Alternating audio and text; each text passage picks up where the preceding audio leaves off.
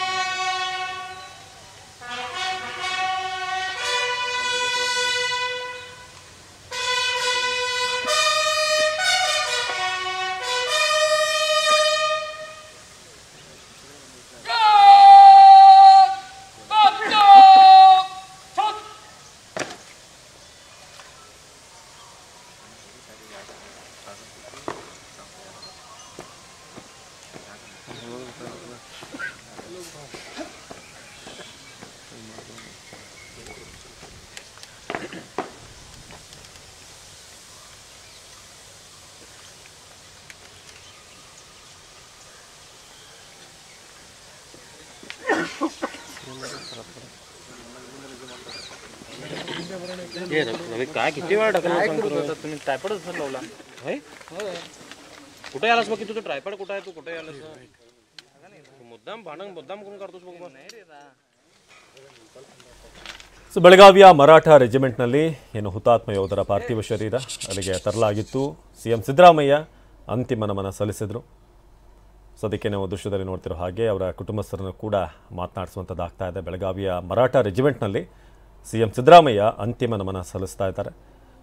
ಅಂತಿಮ ದರ್ಶನದ ನಂತರ ಅಲ್ಲಿ ನೀವೀಗ ದೃಶ್ಯದಲ್ಲಿ ನೋಡ್ತಿರೋ ಹಾಗೆ ಸೊ ಬೆಳಗಾವಿಯಲ್ಲಿ ಸದ್ಯಕ್ಕೆ ಈ ಸಮಾವೇಶ ಕೂಡ ಆಗ್ತಿರೋದ್ರಿಂದ ಅಲ್ಲೇ ಸಿಎಂ ಸಿದ್ದರಾಮಯ್ಯ ಸದ್ಯಕ್ಕಿದ್ದಾರೆ. ಈಗ ಸೊ ಯೋಧರ ಪಾರ್ಥಿವ ಶರೀರಕ್ಕೆ ಅಂತಿಮ ನಮನ ಸಲ್ಲಿಸಿದರು. ರಾಜ್ಯ ಕಂಡಂತಹ ಅಥವಾ ದೇಶ ಕಂಡಂತಹ ಹೆಮ್ಮೆಯ ಪುತ್ರರು ಹುತಾತ್ಮರಾಗಿದ್ದಾರೆ. ಜಮ್ಮು ಕಾಶ್ಮೀರದ ಪೂಂಚ್ನಲ್ಲಾದಂಥ ರಸ್ತೆ ಅಪಘಾತದಲ್ಲಿ ಸೇನಾ ವಾಹನ ಕಂದಕಕ್ಕೆ ಬಿದ್ದು 5 ಯೋಧರು ಹುತಾತ್ಮರಾಗಿದ್ದರು. ಅದರಲ್ಲಿ 3 ನಮ್ಮ ರಾಜ್ಯದವರು. ಸೊ ದಯಾನಂದ್ ಬೆಳಗಾವಿಯ ಸಾಂಬ್ರ ನಿವಾಸಿ. ಸೊ ಅವರ ಪಾರ್ಥಿವ ಶರೀರ ಕೂಡ ಬೆಳಗಾವಿ ತಲುಪಿದೆ. ನಾವೀಗ ನೋಡ್ತಿರುವಂಥ ದೃಶ್ಯ ಬೆಳಗಾವಿಯ ಮರಾಠ ರೆಜಿಮೆಂಟ್ನಲ್ಲಿ ಸಿಎಂ ಸಿದ್ದರಾಮಯ್ಯ ಯೋಧರ ಪಾರ್ಥಿವ ಶರೀರಕ್ಕೆ ಅಂತಿಮ ನಮನ ಸಲ್ಲಿಸಿದರು. ಸೊ ಬೆಳಗಾವಿಯ ಮರಾಠ ರೆಜಿಮೆಂಟ್ನ ದೃಶ್ಯಗಳನ್ನು ನಾವೀಗ ನೋಡ್ತಾ ಇದ್ದೀವಿ. ಸೊ ಹುತಾತ್ಮ ಯೋಧರಿಗೆ ಅಂತಿಮ ನಮನ ಸಲ್ಲಿಸಿದಂಥ ದೃಶ್ಯ ಇದು. ಸೊ ಬೆಳಗಾವಿಗೆ ರಾಜ್ಯದ ಇಬ್ಬರು ಯೋಧರ ಹುತಾತ್ಮ ಏನು ಆಗಿದ್ದಾರೆ ಅವರ ಪಾರ್ಥಿವ ಶರೀರವನ್ನು ತರಲಾಗಿದೆ. ಸೊ ಮರಾಠ ರೆಜಿಮೆಂಟ್ನಲ್ಲಿ ಸಕಲ ಸರ್ಕಾರಿ ಗೌರವಗಳನ್ನು ನೀಡಲಾಗಿದೆ.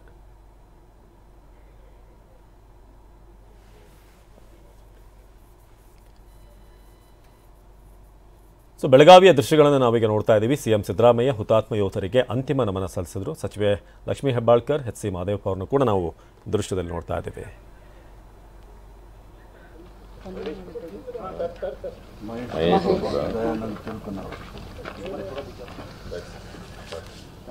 ನಾಲ್ಕು ಜನ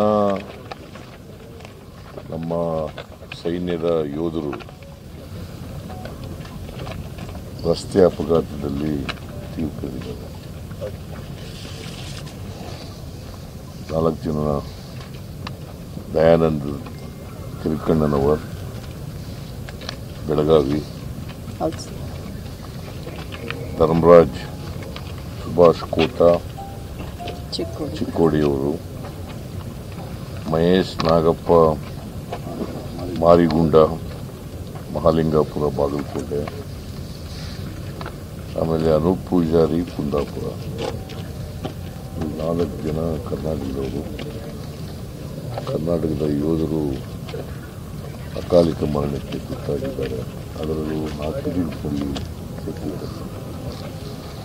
ಜಮ್ಮು ಅಂಡ್ ಕಾಶ್ಮೀರದಲ್ಲಿ ಪೂಂಚ್ ಏರಿಯಾದಲ್ಲಿ ಸತ್ತಿದ್ದಾರೆ.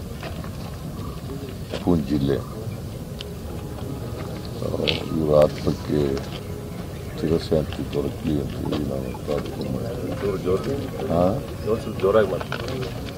ಇವರ ಆತ್ಮಕ್ಕೆ ಚಿರಶಾಂತಿ ದೊರಕಲಿ ಅಂತೇಳಿ ನಾನು ಪ್ರಾರ್ಥನೆ ಮಾಡ್ತೇನೆ. ಇವರ ಕುಟುಂಬ ವರ್ಗದವರಿಗೆ ಇವರ ದುಃಖವನ್ನು ಭರಿಸ್ತಕ್ಕಂಥ ಶಕ್ತಿ ಕೊಡಲಿ ಅಂತೇಳಿ ದೇವರಲ್ಲಿ ಪ್ರಾರ್ಥನೆ ಮಾಡ್ತೇನೆ. ಮತ್ತು ಸರ್ಕಾರದಿಂದ ಏನೆಲ್ಲ ಇವರಿಗೆ ಪರಿಹಾರ ಕೊಡಬೇಕು ಆ ಪರಿಹಾರನ ಅವರ ಕುಟುಂಬ ವರ್ಗದವರಿಗೆ ಕೊಡ್ತಕ್ಕಂಥ ಕೆಲಸವನ್ನು ಮಾಡ್ತೇನೆ. ಬಟ್ ಇವರು ದೇಶ ಕಾಯೋರು. ಯಾವತ್ತು ದೇಶದಲ್ಲಿ ಸೈನಿಕರು, ಉಪಾಧ್ಯಾಯರುಗಳು ಮತ್ತು ರೈತರು, ಇವು 3 ವರ್ಗದ ಜನ ಭಾಳ ಮುಖ್ಯ ದೇಶಕ್ಕೆ. ಸೊ ಇವರು ದೇಶವನ್ನು ಕಾಯ್ತಕ್ಕಂಥ ಜನ, ದೇಶದ ರಕ್ಷಣೆ ಮಾಡ್ತಕ್ಕಂಥ ಜನ. ಇಂಥ ಜನರು ಅಪಘಾತದಲ್ಲಿ ಸತ್ತಿರ್ತಕ್ಕಂಥದ್ದು ಭಾಳ ನೋವನ್ನು ಉಂಟು ಮಾಡಿದೆ. ಮತ್ತು ಇದು ಒಂದು ದೊಡ್ಡ ನಷ್ಟ ಅಂತೇಳಿ ನಾನು ಭಾವಿಸ್ಕೊಂಡಿದ್ದೇನೆ. ಇವರೆಲ್ಲರ ಆತ್ಮಕ್ಕೆ ಶಾಂತಿ ಸಿಗಲಿ ಅಂತೇಳಿ ನಾನು ಪ್ರಾರ್ಥನೆ ಮಾಡ್ತೀನಿ. See, 4 soldiers from Karnataka have died in the accident. That is in the Jammu and Kashmir state, in Poonch district. They are all from Karnataka. They are all from Karnataka. 2 from Belgaum, 1 is from Bagalkot, the another is from Udupi. Dayanand Tilkananavar from Belgaum. Dharmaraj Subhash Kota from Chikkodi.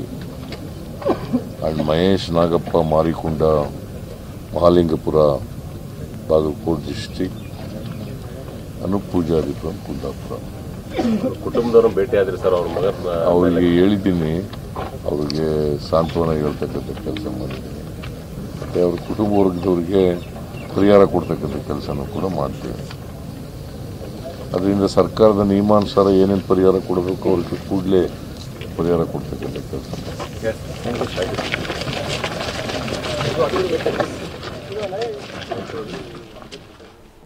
ಇದು CM Siddaramaiah ಅಂತಿಮ ನಮನದ ನಂತರ ಮಾತನಾಡಿದ್ರು. ಈ ಘಟನೆ ಬಗ್ಗೆ ಅವರು ಮಾತನಾಡಿ, ಜೊತೆಗೆ ಅವರ ಕುಟುಂಬದವ್ರಿಗೆ ಏನು ಪರಿಹಾರವನ್ನು ಕೊಡಬೇಕು ಅದು ಕೂಡ ಅದರ ಬಗ್ಗೆ ನಾವು ನಿರ್ಧಾರವನ್ನು ತಿಳಿಸ್ತೀವಿ ಆದಷ್ಟು ಬೇಗ ಅಂತ ಹೇಳಿದ್ದಾರೆ. ಸೊ ಇದು ಮರಾಠ ರೆಜಿಮೆಂಟ್ನಲ್ಲಿ ಬೆಳಗಾವಿಯಲ್ಲಿ ಅಂತಿಮ ನಮನ ಸಲ್ಲಿಸಿದರು ಸಿಎಂ ಸಿದ್ದರಾಮಯ್ಯ. ಸೊ ಅವ್ರ ಜೊತೆಗೆ ಸಚಿವರಾದಂಥ ಎಚ್ ಸಿ ಮಹದೇವಪ್ಪ ಹಾಗೆಯೇ ಲಕ್ಷ್ಮೀ ಹೆಬ್ಬಾಳ್ಕರ್ ಕೂಡ ಉಪಸ್ಥಿತರಿದ್ದರು. ಸೊ ಬೆಳಗಾವಿಯಲ್ಲಿ ರಾಜ್ಯದ 2 ಯೋಧರಿಗೆ ಸಿಎಂ ಅಂತಿಮ ನಮನ. ಬೆಳಗಾವಿಯ ಮರಾಠ ರೆಜಿಮೆಂಟ್ನಲ್ಲಿ ಅಂತಿಮ ನಮನವನ್ನು ಸಲ್ಲಿಸಲಾಗ್ತಾ ಇದೆ. ಇನ್ನು ಮಹಾಲಿಂಗಪುರ ನಿವಾಸಿ ಮಹೇಶ್ ಅವರು ಮಾರಿಕೊಂಡ ಅವರು ಹಾಗೆ ದಯಾನಂದ್ ಬೆಳಗಾವಿಯ ಸಾಂಬ್ರಾ ನಿವಾಸಿ. ಸೊ ಅವರ ಪಾರ್ಥಿವ ಶರೀರವನ್ನು ಈಗ ಒಂದು ಕಡೆ ಉಡುಪಿಗೆ ಕಳಿಸಲಾಗ್ತಾ ಇದೆ. ಈಗ ಏನು ಅನೂಪ್ ಕುಂದಾಪುರದ ಬೆಜಾಡಿ ನಿವಾಸಿ. ಸೊ ಅವ್ರನ್ನ ಈಗ ಅವರ ಪಾರ್ಥಿವ ಶರೀರ ಅವರ ಊರಿನತ್ತ ಈಗ ಕಳಿಸಲಾಗ್ತದೆ. ಇಬ್ಬರದ್ದು ಈಗ ದಯಾನಂದ್ ಅವರ ಪಾರ್ಥಿವ ಶರೀರ ಸಾಂಬ್ರಾ ನಿವಾಸಿ ಹಾಗೆಯೇ ಮಹೇಶ್ ಮಾರಿಕೊಂಡ ಇಬ್ಬರ ಒಂದು ಪಾರ್ಥಿವ ಶರೀರವನ್ನು ಬೆಳಗಾವಿಗೆ ತರಲಾಗಿತ್ತು. ಸೊ ಅಂತಿಮ ನಮನ ಸಲ್ಲಿಸಿದ್ರು CM ಸಿದ್ದರಾಮಯ್ಯ. ಇನ್ನು ಉಡುಪಿಗೆ ನಾವೀಗ ದೃಶ್ಯದಲ್ಲಿ ನೋಡ್ತಿರೋ ಹಾಗೆ ಈಗ ಪಾರ್ಥಿವ ಶರೀರ ಅನೂಪ್ ಪೂಜಾರಿ ಅವರ ಪಾರ್ಥಿವ ಶರೀರವನ್ನು ಈಗ ಉಡುಪಿಗೆ ತೆಗೆದುಕೊಂಡು ಹೋಗ್ತಿರುವಂಥ ದೃಶ್ಯವನ್ನು ನಿಮಗೆ ತೋರಿಸ್ತಾ ಇದ್ದೀವಿ. ಸೊ ಅಲ್ಲೂ ಕೂಡ ಈಗಾಗಲೇ ಉಡುಪಿಯಲ್ಲಿ ಅವರ ಹುಟ್ಟೂರಿನಲ್ಲಿ ಶಾಲಾ ಮಕ್ಕಳು ಎಲ್ಲರೂ ಕೂಡ ಅಲ್ಲಿ ದಾರಿ ಉದ್ದಕ್ಕೂ ಕೂಡ ಕಾಯ್ತಿದ್ದಾರೆ. ಒಂದು ಅಂತಿಮ ಯಾತ್ರೆಗೆ ಸಿದ್ಧತೆಯನ್ನು ಮಾಡಿಕೊಳ್ಳಲಾಗಿದೆ. ಸೊ ನಾವೀಗ ನೇರವಾಗಿ ನೋಡ್ತಿರುವಂಥ ದೃಶ್ಯಗಳು ಉಡುಪಿಯ ಏನು ಅನೂಪ್ ಪೂಜಾರಿ ಅವರ ಪಾರ್ಥಿವ ಶರೀರ ಈಗ ಉಡುಪಿಯತ್ತ ಸಾಗ್ತಿರುವಂಥ ದೃಶ್ಯಗಳನ್ನು ಈಗ ನೋಡ್ತಾ ಇದ್ದೀವಿ. ಸೊ ಉಡುಪಿಯಂತ ಹೊರಟಂಥ ಹುತಾತ್ಮ ಯೋಧನ ಪಾರ್ಥಿವ ಶರೀರ ಉಡುಪಿಯ ನೇರ ದೃಶ್ಯಗಳಿವು. ಸೊ ಅನೂಪ್ ಪೂಜಾರಿ ಬಿಜಾಡಿಯ ನಿವಾಸಿ ಅವರ ಹುಟ್ಟೂರಿಗೆ ಈಗ ಪಾರ್ಥಿವ ಶರೀರವನ್ನು ಅಲ್ಲಿ ಕರ್ಕೊಂಡು ಹೋಗ್ಲಾಗ್ತಾ ಇದೆ, ಅಂದರೆ ಸಾಗಿಸಲಾಗ್ತಾ ಇದೆ. ಸೊ ಕೆಲವೇ ಕ್ಷಣಗಳಲ್ಲಿ ತೆಕ್ಕಟ್ಟೆ ಜಂಕ್ಷನ್ಗೆ ಈಗ ಅನೂಪ್ ಅವರ ಪಾರ್ಥಿವ ಶರೀರ ತಲುಪುತ್ತೆ.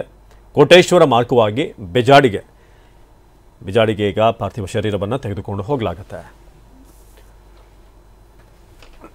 ಇನ್ನು ಅಲ್ಲಲ್ಲಿ ಅಂತಿಮ ಒಂದು ನಮನ ಸಲ್ಲಿಸೋದಕ್ಕೆ ಒಂದಷ್ಟು ಮಂದಿ ಕಾಯ್ತಿರುವಂಥದ್ದನ್ನು ಕೂಡ ನಾವು ನೋಡ್ತಾ ಇದ್ದೀವಿ.